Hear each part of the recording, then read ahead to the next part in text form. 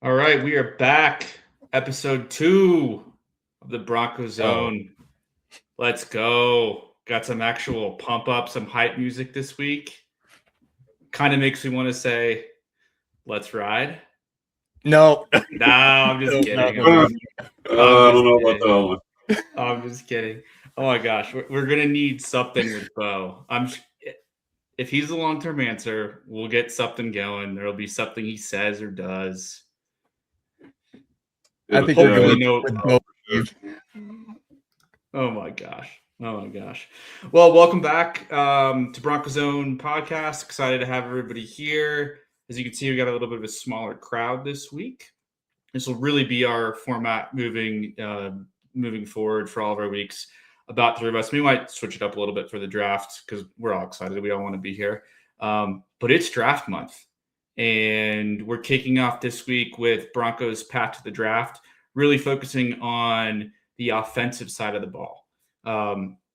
We all know Broncos are in a win now situation. We've got our window, got a pretty stripped down draft board, no first round pick, no third round pick, 7 picks.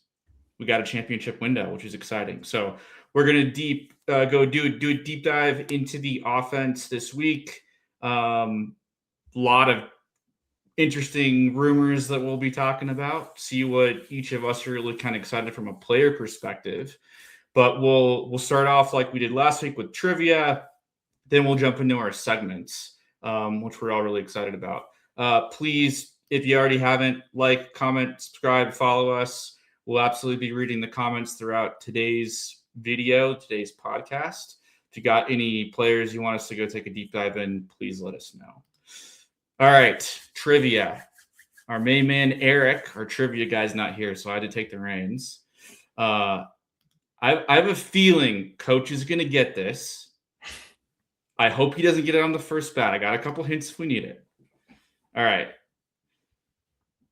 Who was a 7th round pick who got cut before his first game and ended up winning 2 Super Bowls as a Denver Bronco?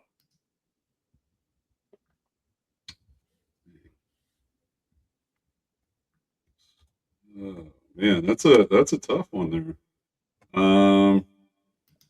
7th round. Oh man, stumped me on this one today. Generally what I'd go with on the 7th round, thinking about offense, would be Shannon Sharp. But I got offense right. So there's our first hint. We got offense. Yep, we got offense. I don't know if he got cut. No, he was in. I was gonna say Terrell Davis, but he was undrafted, right?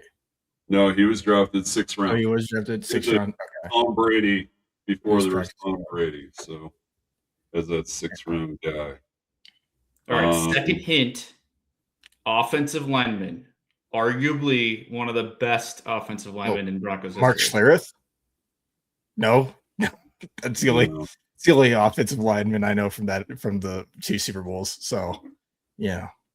Oh man, it's right there too. It's driving me. Coach, I can't believe I stumped you. I know. I'm struggling with this one, and I can see his face. Started right tackle. I'm going to say tight end from CU, but they converted him to an offensive tackle. Nope. Unfortunately, no. Okay. I'll give it last hint. 94 is when he was drafted. 1994. Oh man, Tom Nalen. Cannot believe it took me that long on that one. Yeah, I'm not getting that one. Not even 218th pick, so 7th round. He was our 3rd 7th round selection that year. That's wild. We had 3 back then, but that's what it was. We waived him 2 days before the beginning of the season. No one claimed him off waivers. They brought him back on the practice squad, and then he finally got his shot. I think not in the beginning of that season. but eventually went on to win 2 Super Bowls. He played in 5 Pro Bowls. He helped 6 different running backs rush for 1,000-yard seasons, which is insane. So let's hope we can get a guy like this in the 7th round. I don't want to cut him before 2 games before the season, but who knows? Right. We'll see what happens. Right. Well, and it's always one of those, since you had brought up Terrell Davis. Interesting story with that one. Going in the 6th round, he was buried. I believe, if I'm not mistaken, he was 6th in the running back rotation. And the story goes that if Terrell, when they were in Japan for the international game, if he could have found someone to speak English, he was in the process of trading in his plane ticket to leave the Broncos, cut himself, and was going to come back to the States and do gosh knows what. And then obviously the game that they played against 49ers, got in the 4th quarter, him and Rod Smith, and the rest is history. Everybody's seen that hit that's out there. If you haven't, Oh yeah, I'll tell you what, that's a great one for sure. So it's amazing what some of those great players that you can go out there and find in the later rounds for sure. 100%. It's a wild story. Wild.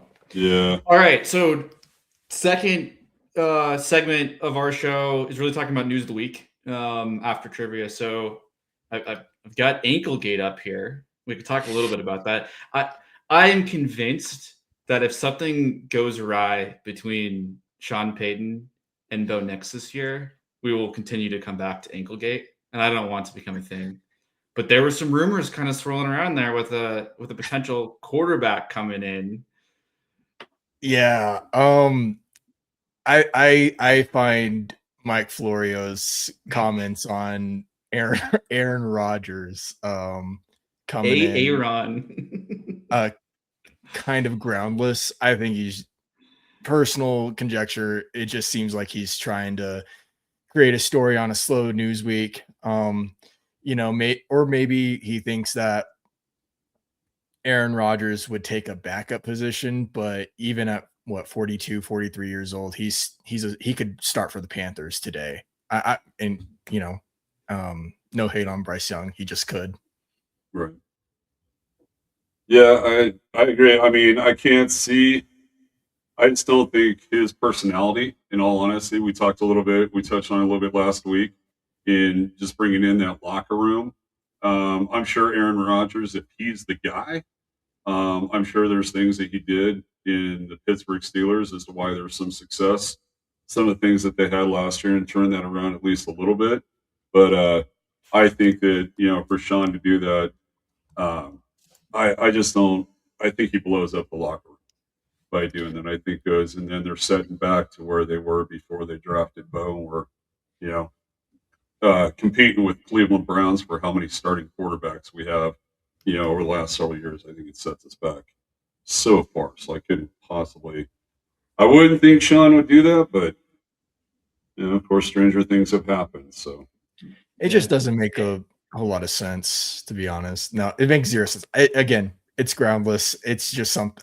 Last week seemed like a slow news week, so you got to say something. Yeah, but it's crazy. 4 years ago, we had Nathaniel Hackett, and all the tea leaves we're reading, we're gonna get Aaron. Right. And then that was the year of Russ. But now fast forward, it's like, no, stay away, Aaron. He's good. He's got to go back to the Steelers. Steelers don't have a quarterback right now. And with Mike McCarthy coming up, maybe, Aaron Rodgers has said that he doesn't have anything connection, ill will towards him. So that seems like a decent fit for them. But I mean, with Bo at quarterback, I mean, there's a reason why we don't have as many sacks as other teams do in the season. And one part is that our O-line is really, really good. The other part is that when the defense does get into Bo's face, he has the legs to get around them and to move up in the pocket, move out of the pocket, make throws on the run to his right and to his left.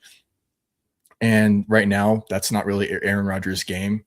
It would be we'd probably have 10 more sacks because the man is a statue at this point. Right. I agree with you. I think that sitting there back and not having somebody mobile, unfortunately, I think we would see the Garrett Bowles that we saw a couple of years back, where we just had that stationary guy, and that was all Bowles could do was sit there and hold. I think it was the year, the season that we ended up playing the Dolphins. Got the 70 burger put on us, unfortunately, and to sit there and look at that. I mean, Bowles that was it. That was every single play. It seemed, holding number 72, holding number 72. And yeah, I think putting a statue back there put Bowles right back in it. And I think he appreciates having a guy that can get out and help him out a little bit. Yeah. So I think we're all in agreement that this isn't happening. This is just one of those things that you just put out to maybe cause some storylines, especially with Bo's ankle. But, reports are that Bo's even ahead of schedule than he would be regularly. So, that ankle holds up. We're, I don't care what our schedule is. We're making a deep run. For sure. 100%. All right. What other kind of news items did you guys track in the past week? Again, it's been slow. Kind of this lull time between owners meetings. First team reported for off-season workouts because of a new coach. We're gonna wait a little bit. Any other nuggets out there? Well, the Giants had a pretty big splash in the news today and previous days with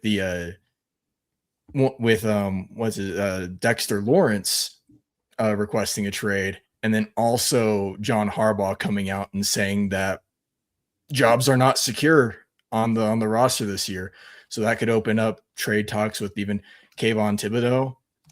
It could be, that Pat Brian Burns. It could be a dream to potentially trade for one of those players and have a dynamic off defensive line, especially with Dexter Williams being able to trade for him and put him in the defensive tackle position. That'd be crazy. What do you think the price would be on that, Braden, to get that one in? Dexter Lawrence is getting older. With the sexy Dexy dance, I think maybe a first. But we don't have a first. I mean, it would probably be a second round pick, maybe a couple players, and then maybe another pick next year. He's a really solid player, but he is aging, and right now it's just kind of hard to tell. But he's productive and would very much suit the Broncos' defensive line. That's already strong. Yeah. Brian Burns would probably excite me the most. I don't know if they're going to let any of their offensive young guns out. Probably not.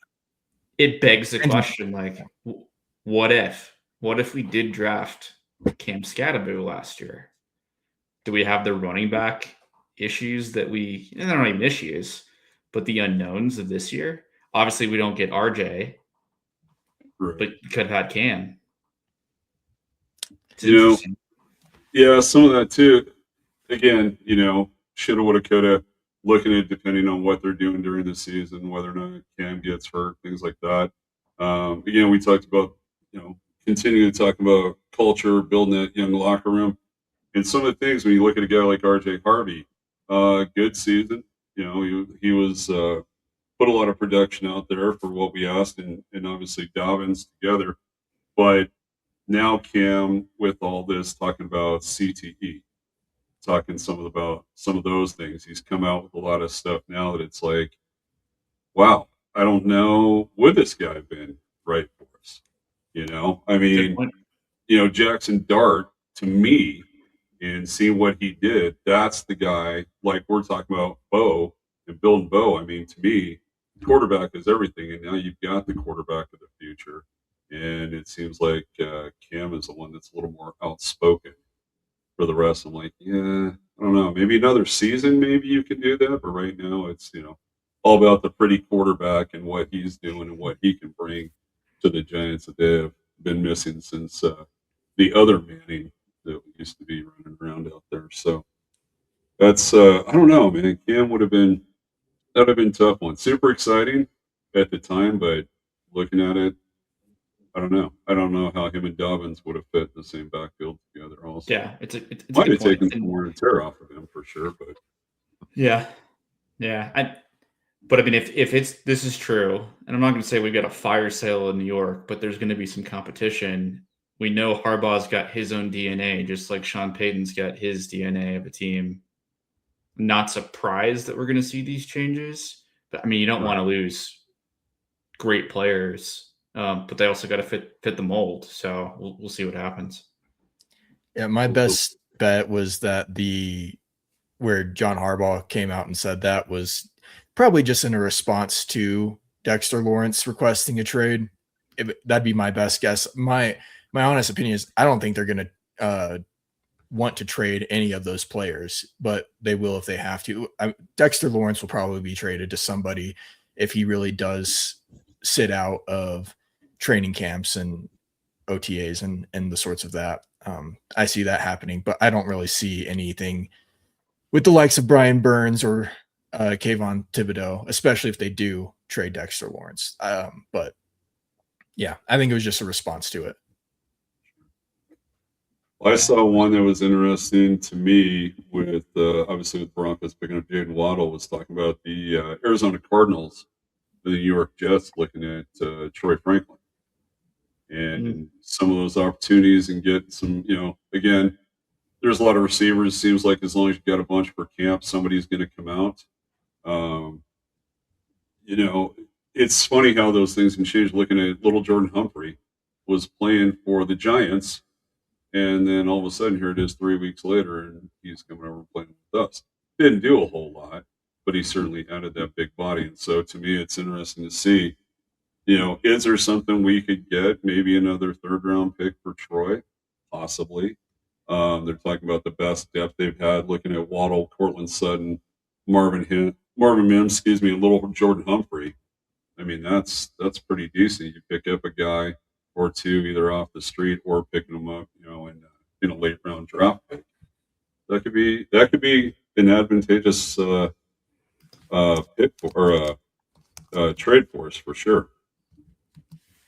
Oh, definitely. I mean, we look back at last year with Devon Vele. I mean, Vele was in the plans for the Broncos, and then the right price popped up, and you're off to the Saints, buddy. Like, it's just one of those things where we love to have you. I personally love Troy Franklin and his big playability, but if if the price is right, yeah, that could absolutely happen to anybody. I think the only receivers you kind of really say we're keeping right now is obviously Waddle and Cortland Sutton, and everybody else kind of seems to be on the same level of tradability. I mean, we were talking a week or two ago about Marvin Mims getting traded because of the Waddle trade. So I just think for the right price, just about everybody in that wide receiver room could probably be traded somewhere else. Sure. Yeah. I put like Pat Bryant and Troy Franklin on that same level. Pat, the Broncos just didn't start and didn't have him in the scheme for majority of the beginning of the season. I might even got the ball till like week 6. I was at a home opening game, 2 seats behind Pat's dad and grandfather. I'm sure they had to go get those jerseys custom made because unfortunately they're not selling Pat Bryant jerseys at the team store. But like I was yearning for, put the rookie in. Like, let's go. Dude's tall. Sure. He's athletic. He fits the mold of a Sean Payton offense. And he picked it up over the duration of the season, but then he had, I think it was concussions, right? A couple concussions. Yep. Or maybe some other injury. So just like couldn't stay healthy. Troy Franklin had some drops. So, yeah, I mean, they're both at risk this year. Will Jordan might not be super exciting, but he's reliable, and that's what Sean Payton likes. Right. So we'll see. It's gonna be interesting. I like Troy. maybe I'm like in love with the Oregon connection between him and Bo because they were great there. Right. And like you want your quarterback to have that security blanket. And it definitely felt like Troy was that at some points. Sure. But I don't know. We'll see what happens. Yeah. I go back to, wishing that, as much as I hate to say it, I wish Drew Lock would have figured out how to put it together. It irritates me that Drew's got a Super Bowl ring, unfortunately. But, adding Albert O out of Missouri, I thought that would have finally given him an opportunity to settle, find that guy and kind of roll with it. And, unfortunately, that one just never materialized out of there, too. And certainly Drew found his way very quickly in the doghouse. But yeah, that was irritating last year to sit there and have to deal with him winning the Super Bowl before the Broncos. Yeah. Well, with Drew Lock, sadly, I bought his jersey. It was that's the curse. You can't get it too soon. I got it his second year, like after they won in New England, and I was just like, nobody under, no rookie quarterback goes into New England, goes into Foxborough and beats Bill Belichick, and I was sold, even though he threw 2 interceptions that game. I did it. I was just, but that's hanging up in my closet. Debated on putting a duct tape on it and putting Wilson, and that that didn't work out either. Smart. Yeah. Going back to the Peyton years, I waited a couple games because I was like, he's older, coming off some insane neck surgeries. But I think it was like 2 games, and I was like, okay, I've got to get the Sheriff's jersey. And that's the last QB jersey I've purchased.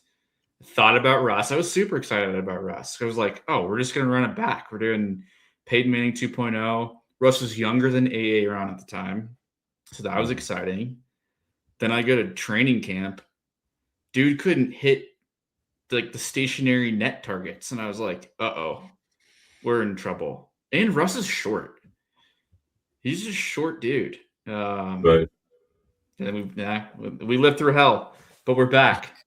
We're back. Thank goodness. Thank goodness. With a lot of cash. That's the nice part. Having a lot of cash back. Mm-hmm. I can't wait to get back to training camp and see all the improvements to Dove Valley. Yep. I think, if I'm not mistaken, I think they move in this week. I think it's due. I don't know exactly when. I'm not sure if it's going to be open to fans. We'll have to look into that. That'd be fun to go check out a training camp together. One of the things I had seen. Go ahead, Braylon. I'm sorry. Oh no, it's fine. I was just saying that I was at the last 2 training camps, and maybe got a little excited and got a Bo Nix jersey as well. So that one's worked out so far. But go ahead, Jim. Good. No, I was just going to say, I actually saw last week they were talking about for training camp this summer. They're talking about putting in, it'll be double the size of the stands that they had in for the fans last year. So that's going to be a big help because those metal stands weren't a lot. But I did see the year after that, they're actually talking about putting the berm back in. Cool. And boy, I'll tell you, everyone loves that. Yeah, absolutely. Hey, I'll sit on the grass. I got no problems with that.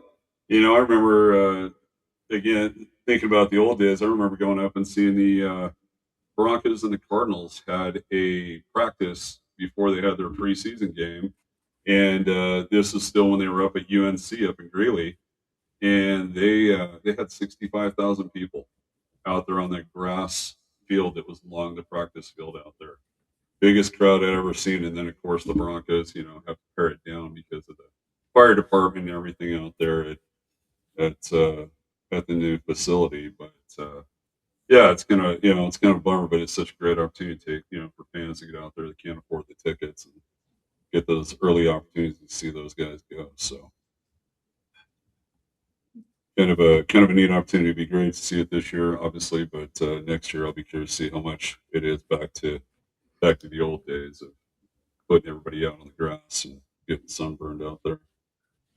Yep, absolutely. Couple months away, and hopefully we're going to see a new class of rookies that really impress. So let's get into it. Favorite time of year, getting ready for the draft. Again, this week we're diving into the offensive side. Next week, tune in. Everything will be focused on the defense, strengthening one of the top 3 defenses in the league. It's going to be hard to beat, but can't wait for that. Recap of the Broncos picks, 7 total picks. So day 2, we only have 1 pick. End of the second round, pick 62. And then going into the third and final day of the draft, we've got 2 fourth rounders, pick 108 and 111, 1 fifth rounder at pick 170, and then 3 7th round picks, 246, 256, and of course the last pick in the draft, Mr. Irrelevant, 257. So seven picks. I think we all pretty much know that there's room for some trades. If there's a player that the brass really likes, we're going to move up. So that's exciting. We don't take 7 players. It just typically doesn't happen. So excited to jump in with both of you guys as we think about who is the right fit. The gaps that I see that we've got, and it's good. We don't have a lot of gaps. We were a game away from the Super Bowl, but I think we all know like tight end is something we got to address. We got to get scarier and less predictable there. I've got running back, and then O-line depth, I think, is always important. We've got to be building that. But curious where you guys kind of see your areas of need. For this segment, we're each going to take a couple swings at players that we think would be a good fit, see how those skill sets align. How does the scheme fit? Really what I'm still going to say what Sean Payton wants. We'll see what the Davis Webb offense looks like. But let's jump in and let's start with who we think could potentially be drafted in round 2, whether we have to trade up a little bit or we stay pat at 62. Braden, who's on your list? Last week I talked a lot about him, and I'm still going to talk a lot about him. Eli Stowers, 6'4", 235 pounds, ran a 4.5 140, had a 45.5 inch vertical. Great receiving tight end. He won't be the blocker, but we've got blockers. He has a little bit of a drop issue, but it doesn't seem like any other tight end in the draft doesn't have some inconsistency issue. But he's big, he's lean, he's fast. I think he's a perfect safety net if we want to move off Evan Ingram, or maybe move one of them to a more outside kind of position. Have a little bit of a mismatch on a smaller cornerback. Yeah, I like the pick. I think a lot of mocksters are going that direction. I think it only makes sense if we trade Evan Ingram. Otherwise, you basically have the same, probably higher ceiling than Evan Ingram. Hey, it would be awesome if Ingram completely turned it around and had a monster second year here. We'll see if that happens. But it only makes sense if we can trade him. So it'd have to be before the draft, maybe even during the draft. We'd probably take a little bit of a hit and cover some of the salary there. But I like Stowers. Character-wise, I think he's a perfect fit. He's younger too, so he's younger. He's going to be cheaper. Evan Ingram's 31 years old. Yeah, younger, cheaper. Yeah, for sure. Oh no, we got a Cowboys fan in the comments. Oh no! Cowboys. Oh no! That is such the Cowboys can take Evan Ingram. That's okay. Yeah, we can certainly swing something along those lines, I'm sure, and send him to help out Dak for sure. I'm looking at a little bit different. We talk a lot about the run game. I know you mentioned running back, things like that we need to get in. Everything starts up front with the lineman. Guy that I'm kind of looking at, I think, is a guy that can get a little bit later in the draft. He's a left tackle out of Boston College. His name is Jude Bowery. At the combine, he ran the 40 in 5.08 seconds. Excuse me. He's 6'5", 314 pounds. Big And some boy's of the moving. games, yeah, he's scooting. There's no doubt about it. He's a big boy running through there. He got a 34.5-inch vertical jump, which, yeah, that's all right. I mean, we're not expecting him to go up and hoop it for us or anything like that, but it's one for me that I think if we can get some guys that can play swing on the line, they can get some things going for us, get our offense, get our running game going again. Again, with adding Waddle, you get those guys that'll come up, get those linebackers coming up on us. We end up going and get a guy like Eli Stowers that'll suck up on the run and get Stowers going right down the middle for us. And I think that's what certainly a lot of teams have used against the Broncos is that tight end and finding that perfect receiver going over the middle. And again, we got to give Bo time to be able to find that. I think this guy, I think he could be absolutely amazing for us, and we won't have to really move in the draft a whole lot. We get him in the 6th or 7th round. That'd be stellar. I've got a couple O linemen I want to talk about, but for that round 2, I think running back would be a luxury. I think Jadarian Price would be interesting, although I saw a mock today that has the Seahawks taking him at 32, which would be crazy. Like, I think it's much higher than he should be drafted, but also Seahawks just lost Kenneth Walker. Kind of makes sense. Take a gamble. But tight end wise, Braden, I'm kind of your camp. Like, we still need this. The tight end draft market's thin. It's our boy Kenyon Sadiq, which I think we'd all like because the dude's a freak. But then it's a huge drop off. Like, it literally might be 2 rounds till we see a tight end picked.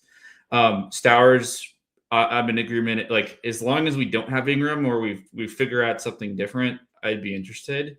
But I'm still looking for that kind of dual threat. How do we create mismatches, but we don't completely give away our hand every single time a dude's on the field?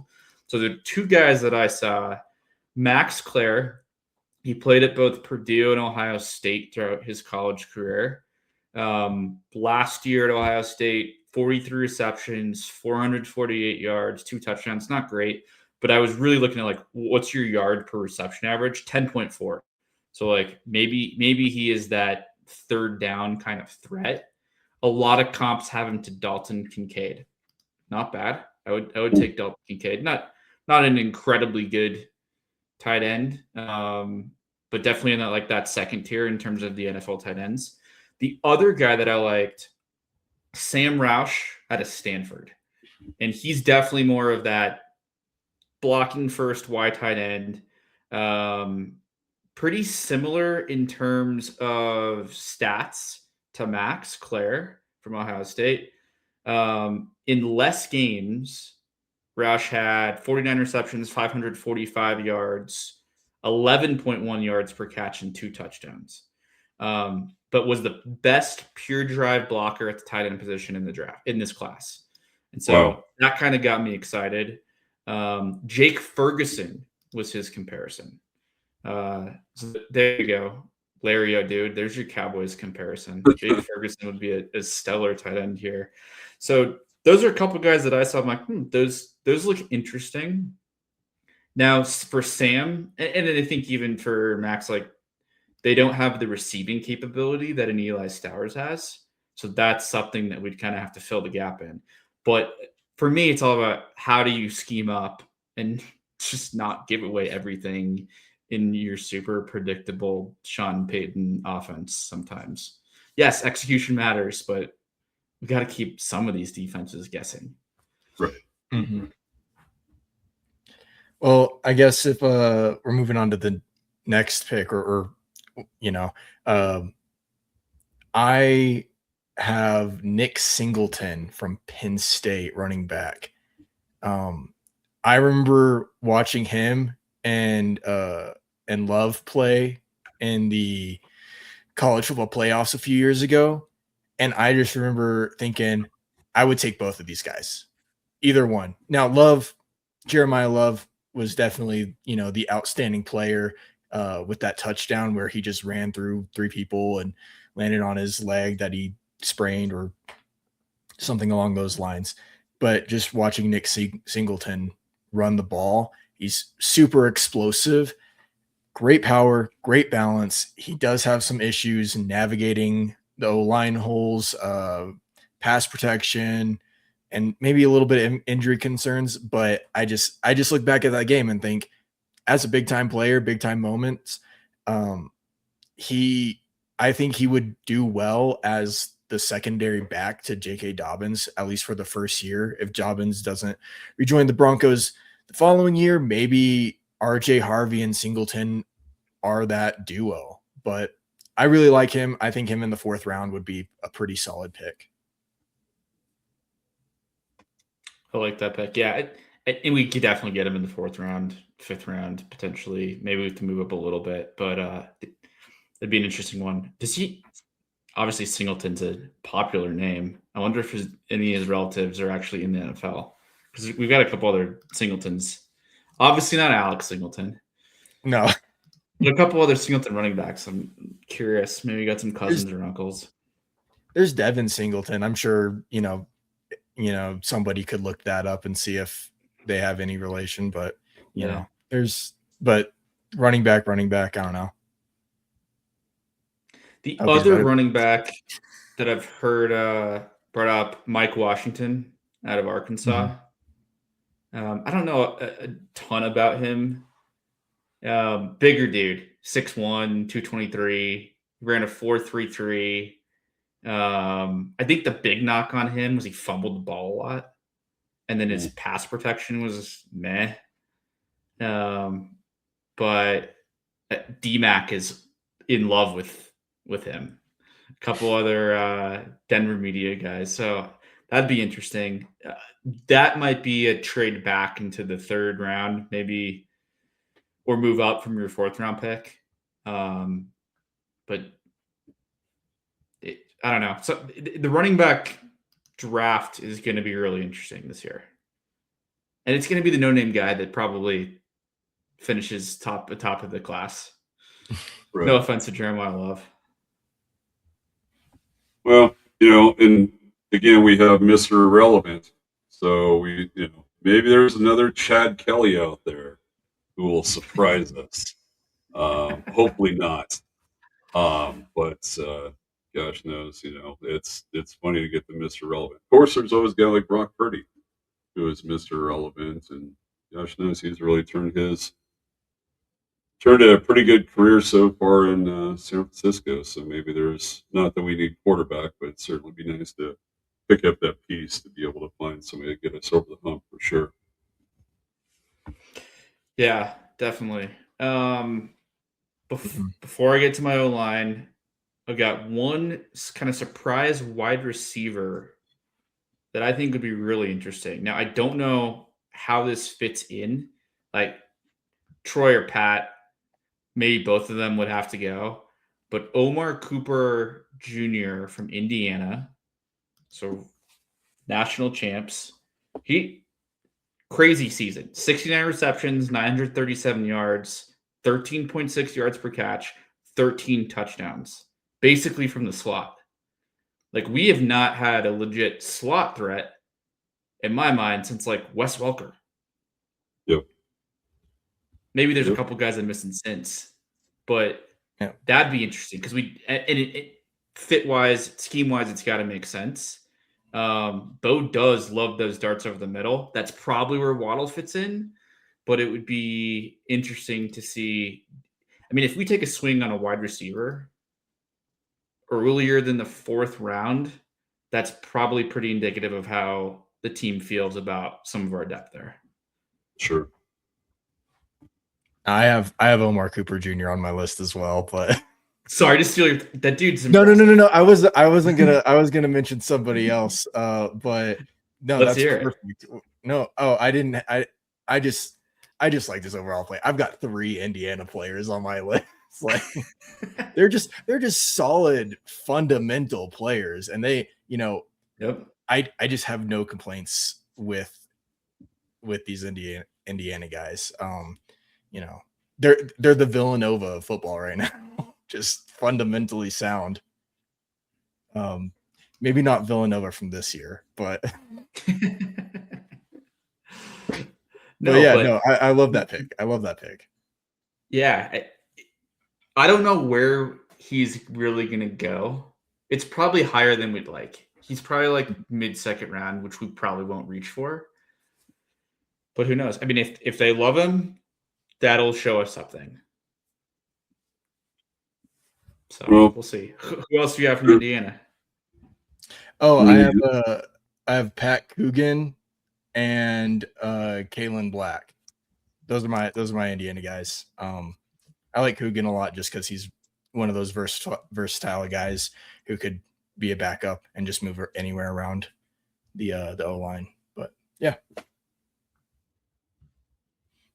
Yeah, one of the running backs I was looking at also is Jonah Coleman out of Washington. He had 758 rushing yards and 15 touchdowns, added 31 receptions for 354 yards as a receiver out of the backfield.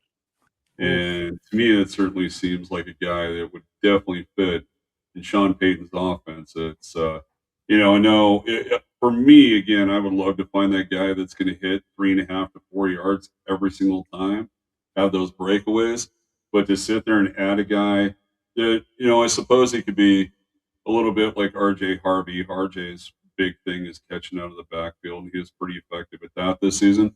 But man, to have another weapon like that that's taken over, I thought Jaleel. I thought Jaleel was going to have some really great opportunities, and he faded at the beginning of the year, and then seemed like that's all we have left is to bring Jaleel back after RJ, and I just never felt like he got that opportunity. So maybe it's a guy we need to bring in with some new wheels and get some things going. And certainly that type of guy with those kind of stats, I certainly think, especially if you're getting 15 total touchdowns, you're certainly getting the ball where we need it to be. So that's another one of my down the hill on the draft. And again, he's not somebody that I think has to be somebody that they'd have to go real high for. Yeah, but 6th, 7th round, give a little competition to Tyler Bidet, Jaleel. Yep. Absolutely.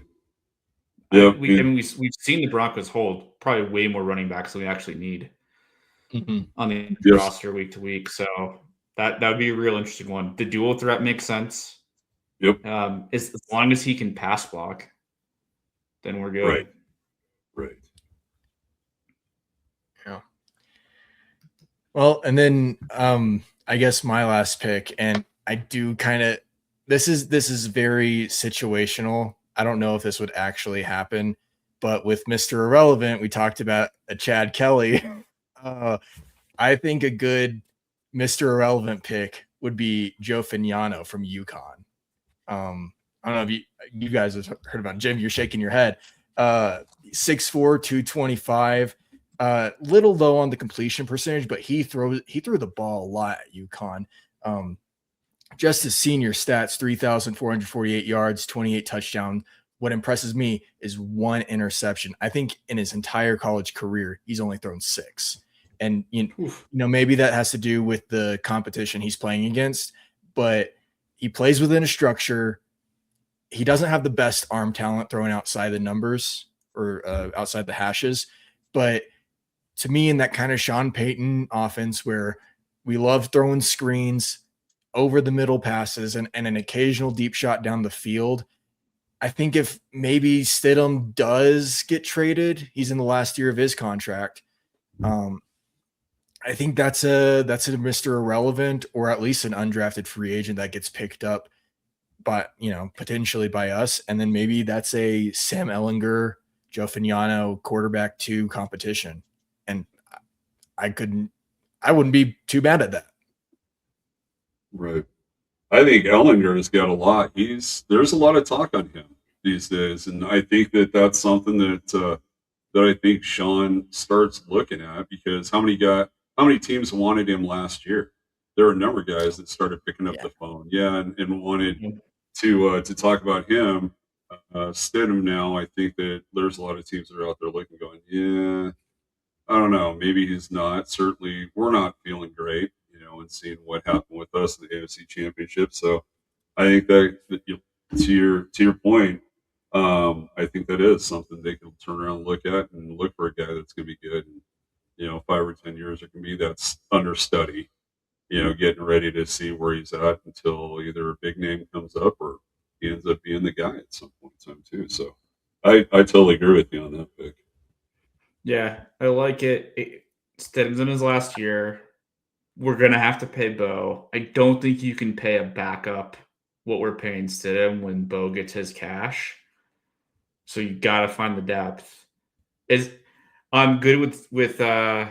UConn. He's tall. And when I hear tall quarterbacks, I only think of Paxton Lynch. So as long as we don't need him as our starting quarterback, then this is great. But you're like spot on with the accuracy. Limiting the mistakes, that is what we need. Yeah, we don't need someone pushing the ball two-handed to then cause a fumble In the AFC and set up a potential game. and set up a easy touchdown in the AFC Championship. That's for sure. Yeah, for sure. Well, flip side, he makes that play. He wins that game. Even if we lose in the Super Bowl, Stidham has a legit chance to be a starter this year. So, like, the back of his mind, I get it. You want to do stuff good for your team, but oof. Yeah. Shoulda, coulda, woulda. Yep. That was in being there, that was a tale of two games. That is for sure. To sit there and see the field in the second half, didn't even see the scoreboard at the other end, and it's like, where are we at? What just happened? It was just that's the whole thing. I think, all honesty, go back to that game. If the snow doesn't happen, I think they find a way. But once those conditions deteriorated, you just see it was almost as well. And we hadn't played in snow the whole season, which is one of those wonderful Colorado weather type situations for us, for sure. Yeah, absolutely.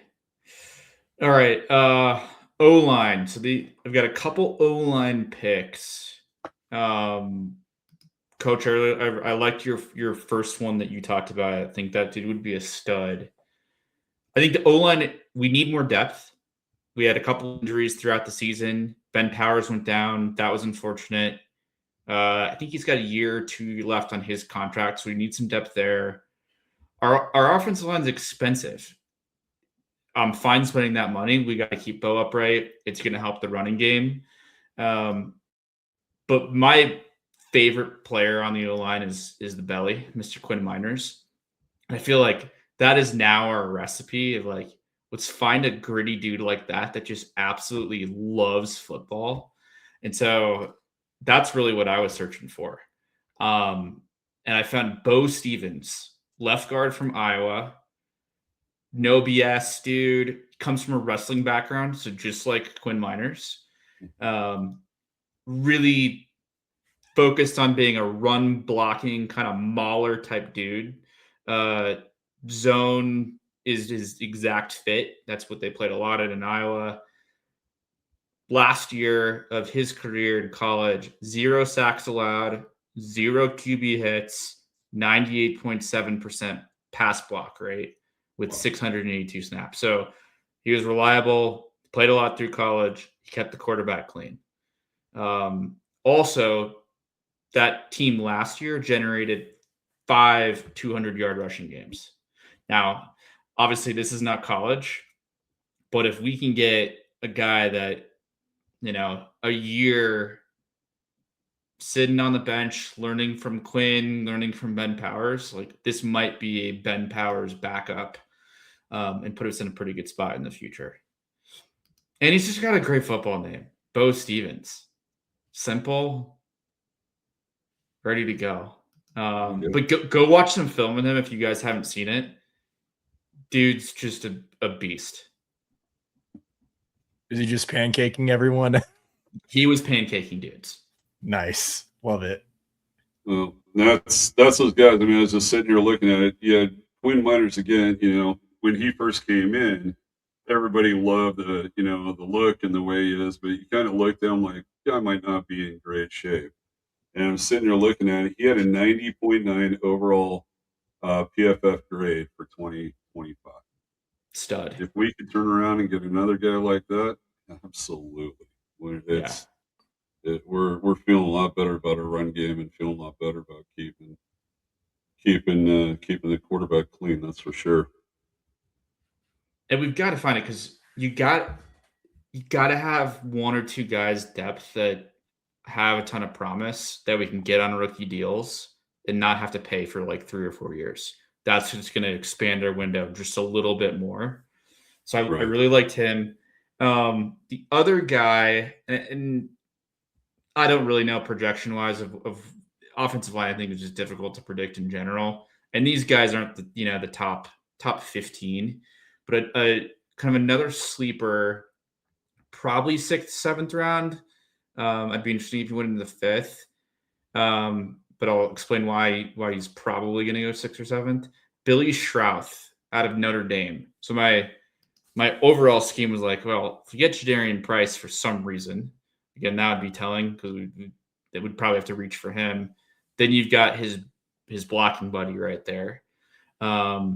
He's definitely more of a developmental pick. He lacks a little bit of that finesse, but he's 305 pounds. He's a huge dude.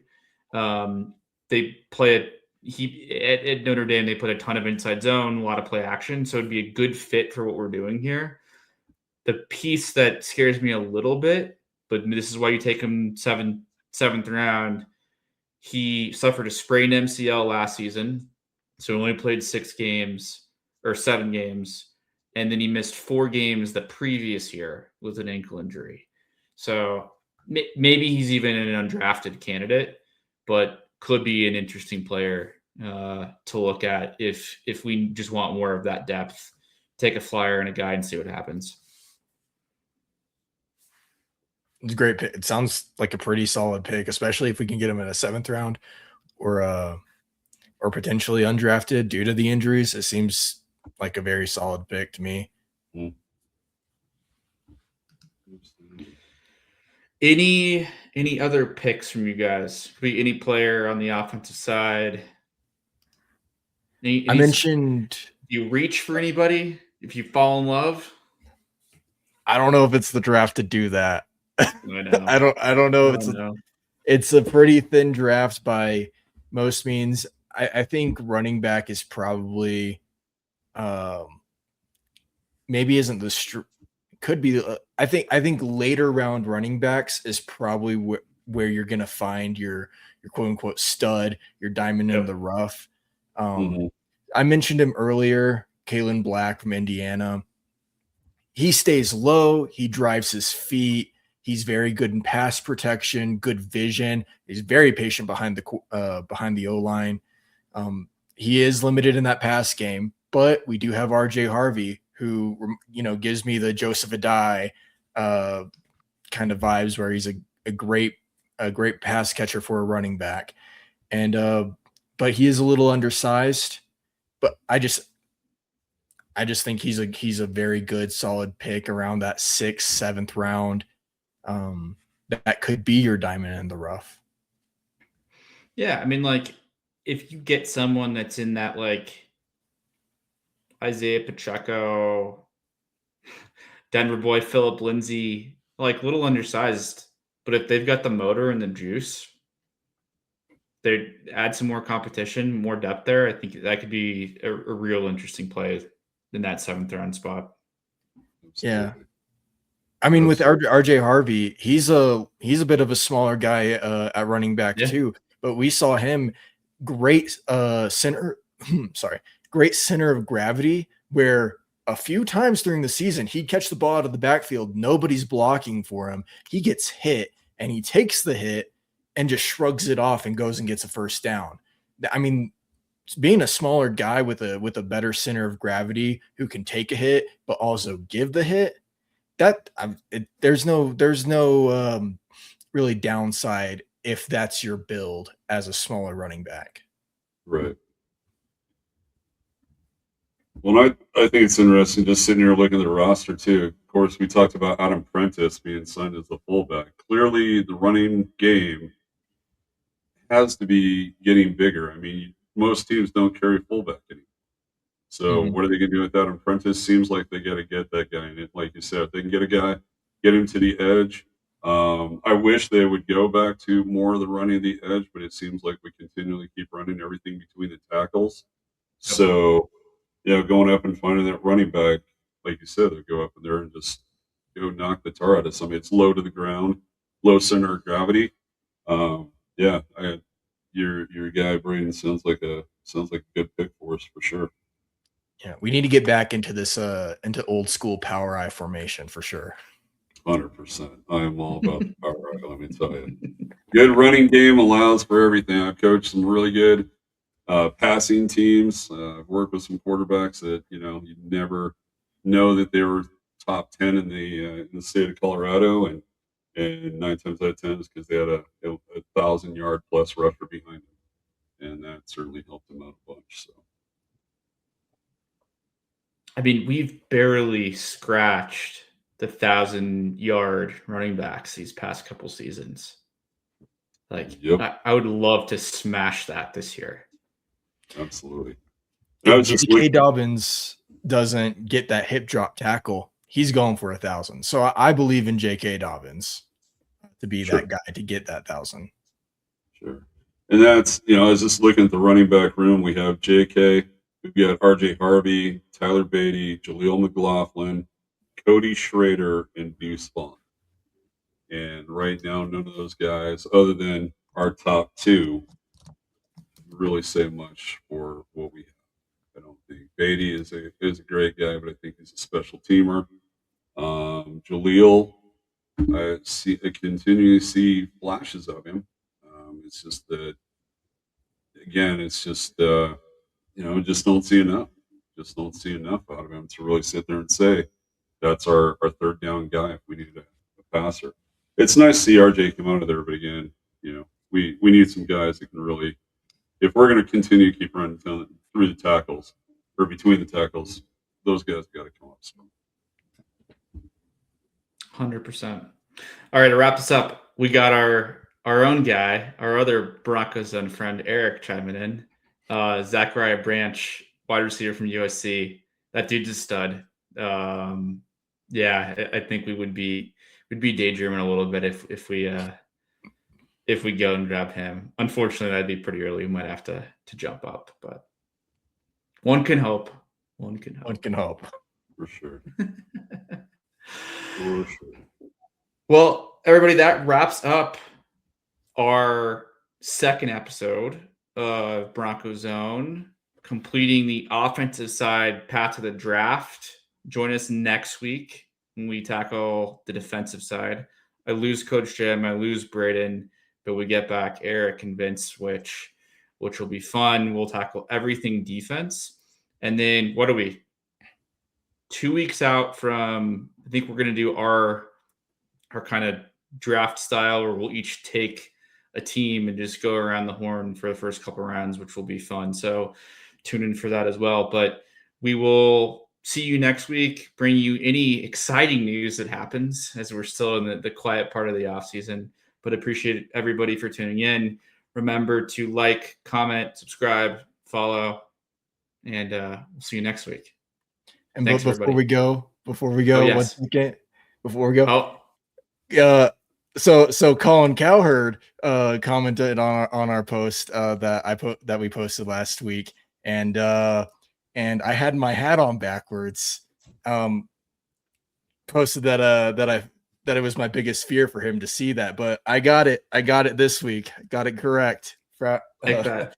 Take that, Colin Cowherd. Yes, he's the GOAT. He's the GOAT. So just wanted to say we might all have to rock no hat. No.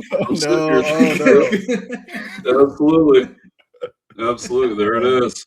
3 Super Bowls, hoping to add a fourth one here before too long, Colin. So. Yeah. All right. Working it. I love it. I love it. All right. Thanks, everybody. Have a great rest of the week. We'll see you next Tuesday. Take care.